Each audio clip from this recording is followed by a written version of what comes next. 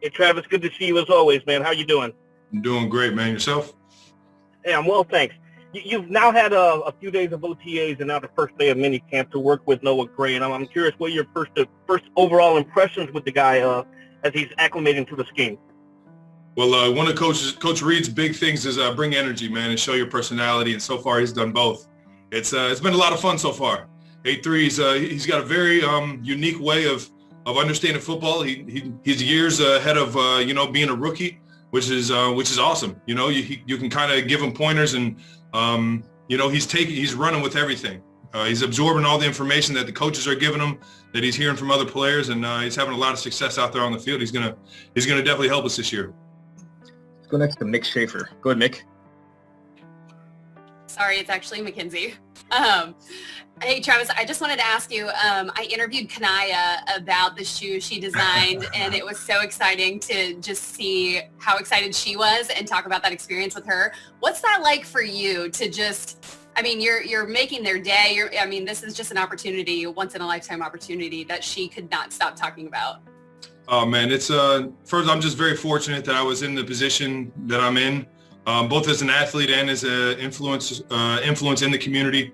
It's just another reason why I love this area, this city, the Chiefs Kingdom, and every day around Kanaya is awesome, man. She's so heartfelt, very genuine, just appreciative of everything that's come her way, and Nike couldn't have picked a better young lady to create a shoe and to help me kind of push the trailblazer that we did. And I'm just very thankful that she was so fun and she was so happy to just be a part of it. And shout out to Kanaya.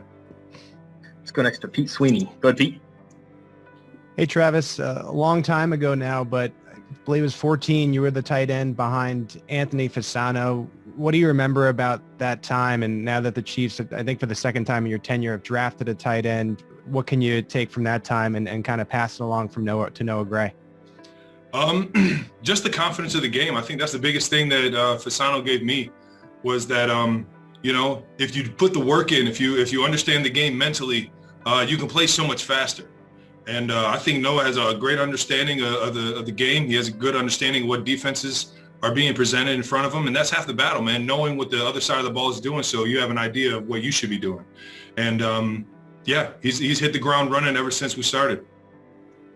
Next to Adam Teicher. Go ahead, Adam. Hey, Travis.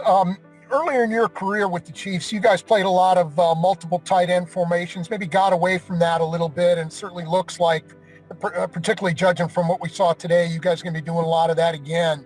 What are the advantages from your viewpoint to multiple tight end formations? And Brad, I'll have a follow-up as well. Well, Adam, I think the biggest thing is just the mismatches. It presents a different set of formations and a different set of rules for the defense to be more gap sound in the run game, but at the same time have an idea of more play action stuff. And then it puts the, for the most part, they bring in more linebackers or a bigger guy because we're bringing in bigger guys, right? So they try and match the personnel, which can also kind of play in our advantage because we got guys that can run routes in both.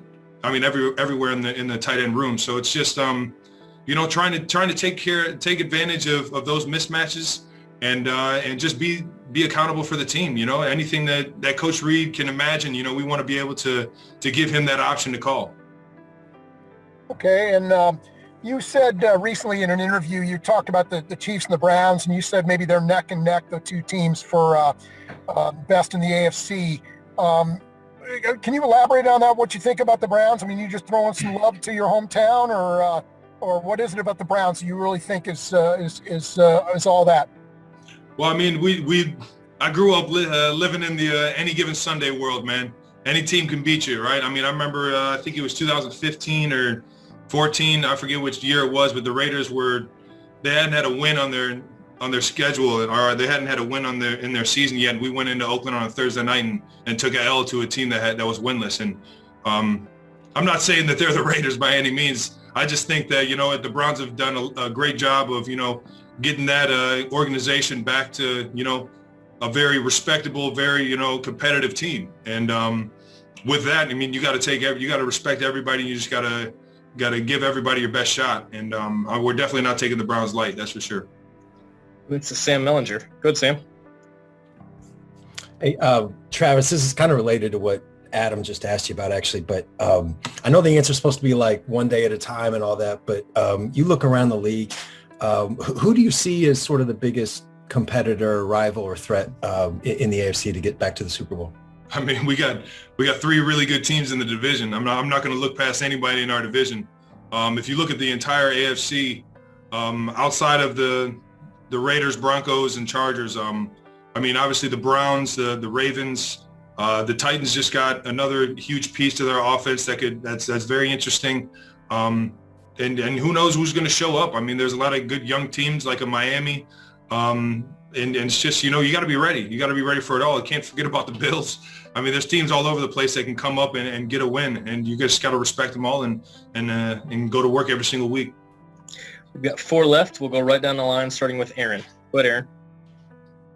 Hey, appreciate the time here today, Travis. A lot of noise around Le'Veon Bell and what he had to say on the way out. I'm curious if you're surprised to hear that from a guy that's been inside that locker room, and maybe if you listen to that in relation to your experience. Yeah, I was surprised. I think Le'Veon, when he came here, was a very hard worker. He was a pro's pro. I mean, he was working his tail off in practice. I think there was a little bit of his body. He was a little banged up there towards the end of the season. And I'm a guy who I was excited when we got him. I was hoping that he was going to be able to help us out a lot. And it's just, you never like to see things like that, especially when I think so highly of a guy like Le'Veon and like Coach Reed. So it's just, I don't know, it's just unfortunate, but I don't talk about other guys' situations. I don't know what happened between them. And, I just appreciate Le'Veon coming in and working as hard as he did. Because I know it was a unique and different situation that he was in, man. Let's go to Darren Smith. Go ahead, Darren. Hey, Travis, hope you're doing well. I'm curious, and I have 2 questions for you. One, how does the mindset and how does the mentality change from the first year when you all missed out on going to the Super Bowl to the next year winning the Super Bowl, and then the year after you lose the Super Bowl? What's the mindset and the work ethic in coming back the following season like that? And then I have a follow-up after that. I think right now everybody's more motivated now than we were before we won a Super Bowl. I think everybody's still got a bad taste in our mouth on how we finished the season last year. And it's just, that's fuel in the fire. We got a lot of guys flying around right now, excited to come to practice, excited to go to work, and excited to try and get this thing rolling in the right direction early and keep it in that direction. But I think for the most part, the mentality's always been the same, man. We're going to go into this season trying to win every single football game, whether home or away. And with that mentality, man, the sky's the limit, man. We'll let everything else play out how it goes. Second question, obviously last year you were in the mix, I guess, in the design of the Super Bowl ring. Have they come to you about the AFC Championship ring, or do you have any input on that, or what? I only want to see rings that I win. I don't want to see the rings that I lose, man. So I'll just leave it at that. We'll go last to Sarin Petro. Go ahead, Sarin. Travis, I know last year was the Run It Back tour, and virtually every single player, at least on the core, was back for the team. This year, there's more of a normal NFL season. There's more turnover, especially along the offensive line. Even the receivers, Sammy moving on. Does that? I know the mindset and the focus, and you guys that have been around for all these years, that it's the next step for all you guys. But for new guys, whether it's rookies or guys coming from other teams, is that maybe an injection, fresh blood, maybe guys that don't have that Super Bowl ring that a lot of you guys do? Does that added maybe some energy to the room, or is it something you gotta drag them and bring them up to speed and get them up to your level? How does that dynamic work? I think the Brett Veach and the coaches and the front office did a great job of bringing in guys that are ready to work. I mean, they brought in championship level guys that have been in the playoffs, guys that have been in Super Bowls, guys that are just, pros. And that's the biggest thing is to be able to have a culture like Coach Reed has kind of laid the foundation here. And the leaders in this building have laid the foundation. It makes it easy for guys that are professionals that actually want to go to work and want to win, and it means something to them to come in and find that culture and appreciate it and add to it.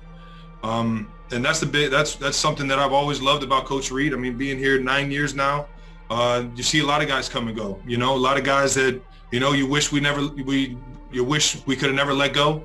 And, you know, it's just, that's the business of the NFL. So you just got to be able to, every single year, kind of reboot that entire chemistry, the entire team. Every year is a new year. You know, no matter who's in the building, no matter who you got to be able to create that new team with the guys that are in the building. Kansas City is rewriting the script of offensive dominance, and football fans everywhere can't help but watch with wide-eyed fascination. This season, the Chiefs have set the scoreboard ablaze, racking up 28 or more points in 5 straight games, a franchise-tying streak that has left opponents gasping for answers. With a staggering 154-75 scoring margin over this stretch, Kansas City has become the NFL's most electrifying show. At the center of it all stands Patrick Mahomes, the quarterback who seems to bend reality with his arm. Through Week 8, Mahomes has tallied a league-leading 21 total touchdowns and is on historic pace, joining Peyton Manning as one of only 2 players ever to eclipse 4,000 passing yards in 9 career seasons. And remember, Mahomes barely played his rookie year, but this is no one-man act. Rookie Rashee Rice has emerged as a vital weapon, snagging 9 passes for 93 yards and a touchdown on Monday, while Travis Kelce continues to redefine what's possible for tight ends, matching franchise legends with his 83rd career score.